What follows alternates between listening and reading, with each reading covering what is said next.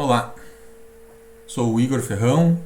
Queria inicialmente agradecer a oportunidade de estar aqui nessa banca com vocês, né, e poder analisar o trabalho da Paola Bel Félix de Oliveira. Agradecer também a orientadora dela, Ana Luísa Camusato, né, dizer que para mim foi uma satisfação ter sido o relator desse trabalho, né, porque realmente foi um trabalho que não deu trabalho, né, foi muito gostoso de ler e ver como estava bem conduzido, bem redigido, né, de modo geral foi bastante fácil, Paola. Muito obrigado pelo convite e pela facilitação, né, do meu trabalho de relator, como agora membro da banca, mas cabe a gente fazer alguns comentários, algumas recomendações, né, já de antemão dando parabéns por esse fantástico trabalho que tu fizeste aqui, né.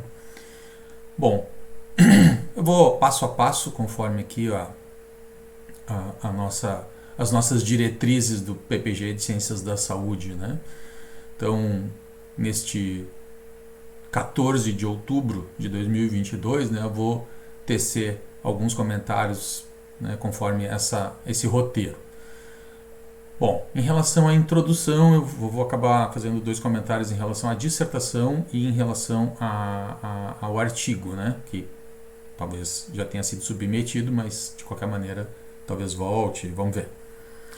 Bom, uma boa introdução, acho que abrangeu todas as áreas e temas propostos de forma bem satisfatória, mas eu acredito ainda que no item 2.5 talvez desse para abordar um pouco mais. Eu pelo menos fiquei curioso para saber alguns aspectos que interferem ou que colaboram para essa falácia de que os idosos têm mais dificuldade com o aprendizado de tecnologias digitais. Uma falácia, ela não surge do nada, ela surge de alguma evidência, ainda que fraca, né? Mas em algum momento alguém observou alguma coisa, saiu falando e a coisa pegou, né? Então, por que essa falácia de que idosos têm dificuldade com tecnologias digitais?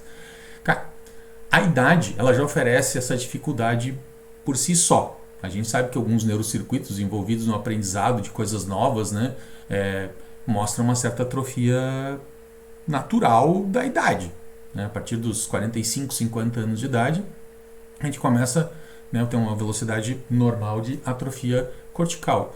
Mas isso pode acontecer especialmente naqueles circuitos que envolvem o hipocampo e o locus ceruleus, ou ceruleus, não sei exatamente como se lê, né? E se a gente somar o aceleramento da atrofia por quadros depressivos, essa dificuldade pode ser ainda maior. Talvez aí venha então o motivo da falácia, né? Exemplo disso é, né, o fato de que idosos geralmente apresentam declínio na conectividade do locus ceruleus, mostrando uma menor capacidade de suprimir informações não importantes durante o seu discurso, né?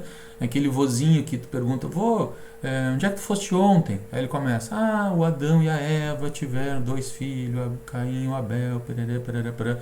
Não conseguem suprimir e ficam com o discurso mais circunstancial. Isso já mostra uma certa grau de atrofia, principalmente dos circuitos envolvendo locus ceruleus, né, ou seja, noradrenérgicos.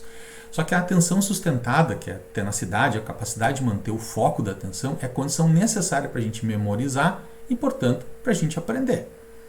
E a gente sabe que projeções dos circuitos locus ceruleus para o hipocampo, para a amígdala e para o córtex pré-frontal influenciam tanto na aprendizagem espacial como na formação de memória, como, por exemplo, em atividades que exigem aprendizado ativo. E aí a gente talvez tenha realmente uma explicação um pouco mais neurobiológica de por que os idosos têm um pouco mais de dificuldade desde que não tenham treinado nunca, né? Não tenham se estimulado de uma certa maneira a ter um aprendizado ativo. Talvez o idoso que tenha sido sempre autodidata e sempre tenha ido atrás de novidades, tecnologia, ele já tem isso como um hábito e talvez esses circuitos não estejam tão prejudicados. Mas aqueles que nunca o tiveram, e que cá entre nós é a maior parte da população, né? Talvez eles tenham realmente dificuldade em aprender coisas novas. Eles não conseguem associar um estímulo novo a uma resposta a ele. Conseguem, mas com mais dificuldade. Ou seja, pode ser que a neurobiologia explique um pouco dessa falácia, ou seja, pode ser que não seja falácia, né? Pode ser uma condição inerente à idade, e é uma coisa que todos nós observamos. né? Talvez por isso os idosos tendem a ser mais conservadores, mais rígidos, mais cabeça dura em seus posicionamentos de modo geral, mas toda regra tem exceção. Só que, claro, né, não é por causa desse aspecto neurobiológico que a gente vai ter uma inviabilização da tentativa de fazer os idosos se interessarem e aprenderem novas tecnologias, novas ferramentas terapêuticas, né? Alguns gostam, mas talvez eles tenham mais dificuldade. Ao ter dificuldade, muitos desistem. Eu não gosto disso aí e tal.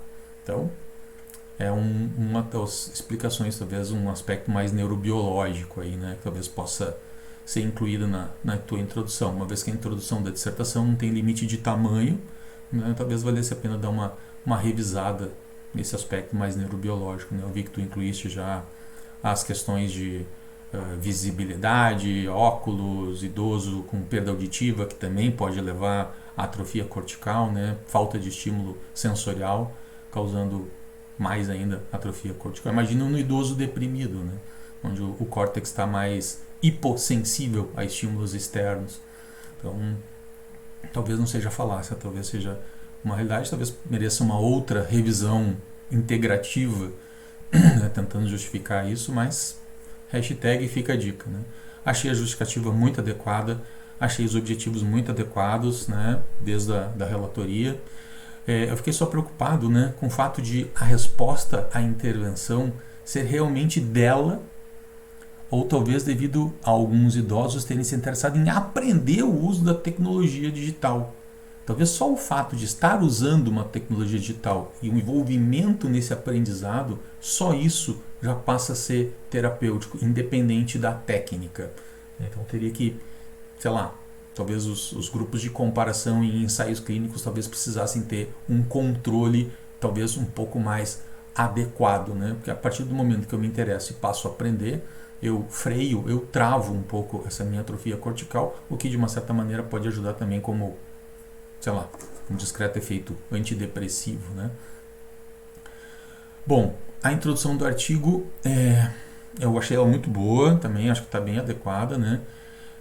Eu só acho que, além de dizer que o uso de antidepressivos, né, podendo dar efeitos colaterais e as próprias interações farmacológicas dos idosos, né, são ruins, isso é ruim, e o uso de antidepressivos também pode causar prejuízo cognitivo, né? Alguns, né, só para citar, sei lá, sertralina, por exemplo, pode dar uma certa lentificação cognitiva, uma dificuldade um pouco no pensamento. Não é exatamente a coisa mais comum do mundo, mas pode acontecer aquele achatamento emocional e que dificulta o interesse por novos aprendizados, né?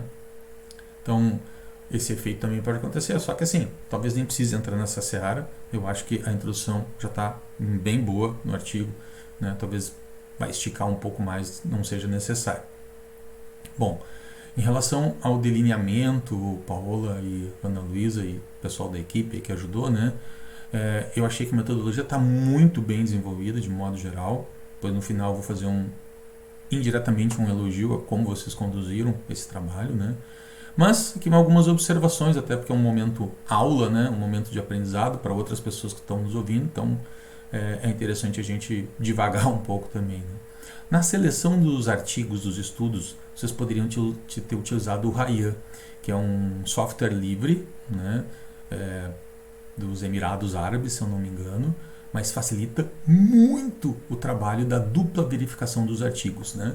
Naquele momento em que a gente revisa lá os títulos e revisa os abstracts para ver se tem critério de inclusão ou não. Nossa, o Ryan facilita muito o trabalho dos revisores, né? E tem até a possibilidade do terceiro, do juiz, né, fazer o julgamento ali mesmo no Ryan, bastante interessante, né? Eu vi que vocês não citaram, provavelmente porque não utilizaram, né? Mas fica a dica aqui para um próximo estudo agora, né? Já sabe toda a manha de como se faz uma revisão sistemática e meta-análise, né, Paulo? Então, próxima vez talvez possa utilizar. Bastante interessante esse software, né? Eu queria saber se a extração dos dados também foi por dupla verificação, porque quando vocês escrevem ali no artigo, né, the same reviewers, PBFO e TMD, independently extracted data from the selected articles. Foi isso que eu entendi. Claro, não tem problema se não foi dupla verificação, entende? dupla extração, desculpa, dupla extração de dados, mas isso fortaleceria, agregaria mais força ainda ao paper, né? Eu sigo achando que a descrição dos outcomes que vocês colheram, que vocês extraíram as informações nos papers, ainda podia ser um pouquinho mais precisa, né? Tá lá como redução do score e tal, mas é uma redução, taxa de redução, ou uma redução teve, não teve, categórica, né? Dicotômica, melhorou, não melhorou, ou teve, ou será que vocês, né, poderiam descrever de uma maneira talvez mais precisa se há as duas situações, né? Daqui a pouco alguns autores escreveram só com melhorou e não botam a taxa, né, de melhora. Eu pessoalmente acho que os dados contínuos como a taxa da redução de sintomas depressivos e ansiosos talvez fosse muito mais interessante do que descritos de uma forma categórica. Não sei se os artigos diferenciaram isso, né? É que às vezes a gente determina uma taxa para dizer que teve resposta. Então, por exemplo, no mundo do toque, a gente considera resposta terapêutica quando um paciente melhora acima de 25%, 35%. E a gente pode categoricamente dizer, melhorou. Se ele não melhorou 25%, 35%, ou melhorou menos do que isso, a gente vai dizer ele não melhorou, ou resposta parcial.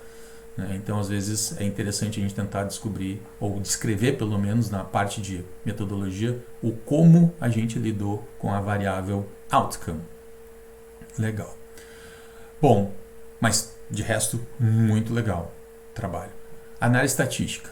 Cara, eu continuo achando, já discuti isso com a Ana Luísa algumas vezes, poucas, mas algumas, que a redução do score final pelo inicial mostra apenas um intervalo de melhora.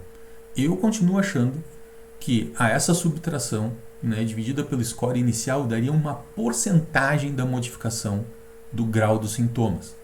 Podem piorar se o resultado for positivo, quer dizer que aumentou, né?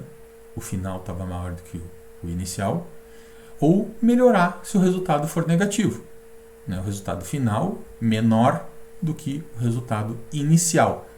Ou seja, um resultado negativo, um score negativo, uma taxa negativa, significa redução do score. Eu acho que ficaria mais fácil de entender assim: reduziu 20% do score inicial do que reduziu 10 pontos.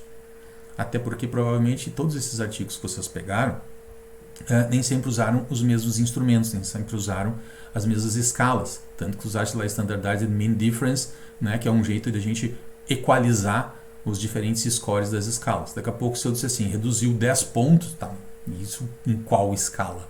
Não entende? Uma Hamilton, uma Beck, uma, sei lá, Columbia, uma PHQ. Cara, não sei se diz o negócio. Se disser clinicamente baixou 20%, 30%, parece que fica clinicamente mais fácil de entender.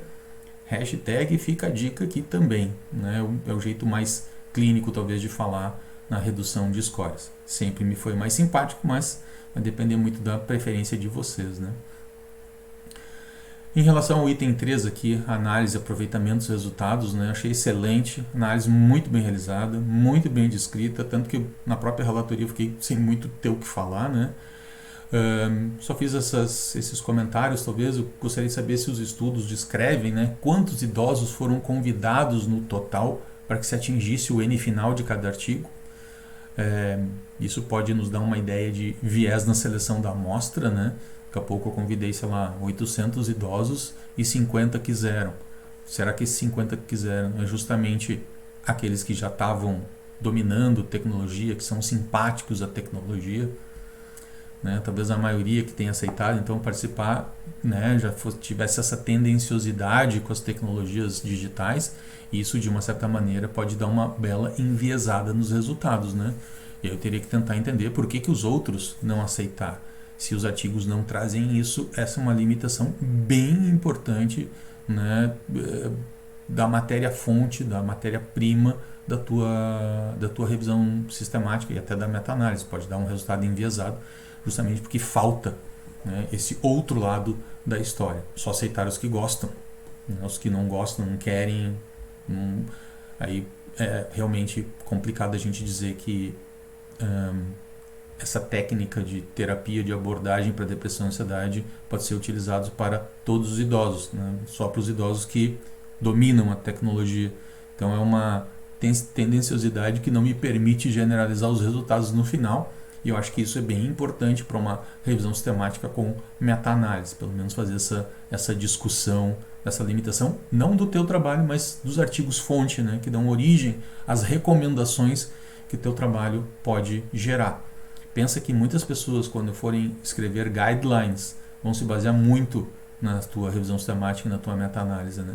Então, acho que a recomendação de ser olhado com certo cuidado, porque os artigos-fonte estão enviesados, acho que isso é bem importante.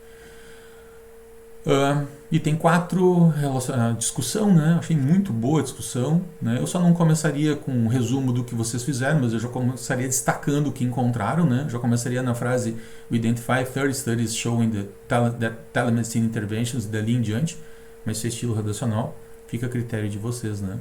Mas achei que a discussão abordou de modo muito adequado os resultados e limitações dos artigos incluídos, a não ser talvez por essa observação que eu fiz agora anteriormente. Apresentação geral muito boa, de modo geral muito bom, tabelas completas, apesar de grandes, né, todas com legenda direitinho, revisei ali sigla por sigla, parabéns, né, trabalho bem obsessivo fazer uma tabela, é quase uma arte no artigo fazer tabelas e gráficos, achei todos eles muito bem desenvolvidos, parabéns aí Paola e Ana Luísa e equipe, né. A figura do Risk of Bias tá muito legal, eu gosto muito daquela maneira de apresentar ali. A gente só tem que ver se as revistas para publicar colorido às vezes cobram uma taxa extra, né? Então tem que ver como que vai ser isso, mas achei a figura do Risk of Bias muito legal. Material suplementar também relevante, eu acho que tem que ser publicado para facilitar a vida de outros pesquisadores que queiram no futuro complementar o teu trabalho ou replicar o teu trabalho, né? Então, incluindo talvez outras línguas, enfim, né? Mas muito legal. Outra coisa que eu queria destacar aqui, quase encerrando, né? Que entre a relatoria e a dissertação final, eu percebi o cuidado redobrado na revisão da escrita do português. Tinha coisas que na primeira relatoria eu não percebi, né? E agora, quando eu fui olhar de novo, eu percebi, e quando eu vi, a Paola já tinha corrigido mesmo, sem ter chamado a atenção, né? Então, parabéns de modo geral para todos. Eu só discordo, talvez já tenha acontecido nessa altura do campeonato, mas eu discordo que o artigo vai ser submetido para uma revista com um fator de impacto de 3,6. E eu acho que poderia ter enviado para uma revista com um pouquinho mais de audácia, um pouquinho mais de ambição. Talvez uma Clinical Psychology Review, que tem um fator de impacto na casa de uns 12, eu acho. Ou Annals of Family Medicine, né? Seria uma outra população que leria de médicos, né? Mas, né, talvez intervenções na comunidade e tal, essa Annals tem um fator de impacto na casa de 6. Eu pensaria de 6 para cima. Os fatores de impacto melhoraram muito agora neste ano, talvez por causa da pandemia, não entendi muito, né? Ou até mesmo para a nossa querida e estimada Revista Brasileira de Psiquiatria, que está com fator de impacto 6,5. Eu pensaria numa coisa um pouco mais ambiciosa, de tão bem conduzido que está o trabalho. Só me resta dizer que foi um prazer ter lido esse trabalho, né? Eu acredito sim na telemedicina, né? Mas eu também acredito que os idosos têm um pouco mais de dificuldade, né? Já estou quase me incluindo nessa população aí, né? Mas nós temos a tendenciosidade da vida acadêmica que sempre nos leva para novos aprendizados e novas tecnologias, né? Então, de qualquer maneira, a minha apreciação final é aprovado, né? E eu deixo aqui então um saudoso abraço, né, para Paola e para o pessoal, para os membros da banca, e agradecer mais uma vez. Muito obrigado, pessoal. Até mais. Parabéns, Paola.